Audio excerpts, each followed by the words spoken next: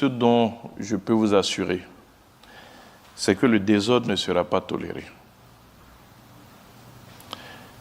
Tout à l'heure, je n'ai pas répondu à une des questions qui disait que le président Gbagbo a annoncé qu'il lancerait un mot d'ordre.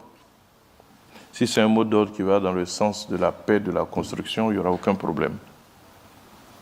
Mais le désordre ne sera pas toléré.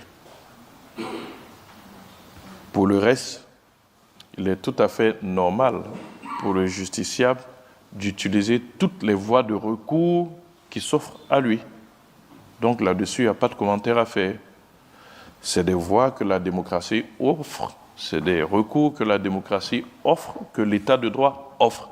Donc il est tout à fait légitime qu'un justiciable utilise toutes les voies de recours qui lui sont offertes. Mais c'est fait dans l'ordre. Vous avez tous été témoins ici de ces images qui ont circulé de deux jeunes qui ont cassé la vitre d'un 4x4 pour voler un ordinateur. Ils ont été pris à Boaké. Le délit avait été commis à 7e tranche. Voilà ce que le président de la République a construit. Cette quiétude-là, il y tient. Et Dieu sait combien de fois il y veille. Nous apporter la paix et la sécurité. Il ne faillira pas à cet engagement-là. C'est pourquoi je peux me permettre de dire que le désordre ne sera pas toléré. Que chacun se le tient pour dit. Ce n'est pas une menace. On peut considérer que c'est un conseil.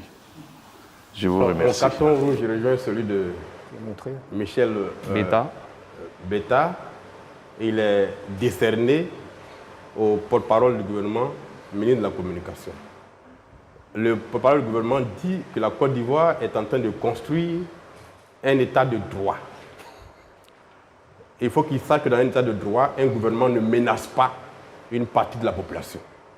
Le pouvoir émane du peuple.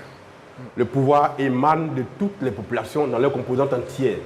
Et le gouvernement qui est mis en place par le chef de l'État, désigné par le peuple, ce gouvernement-là doit respect au peuple lorsqu'il s'adresse à lui.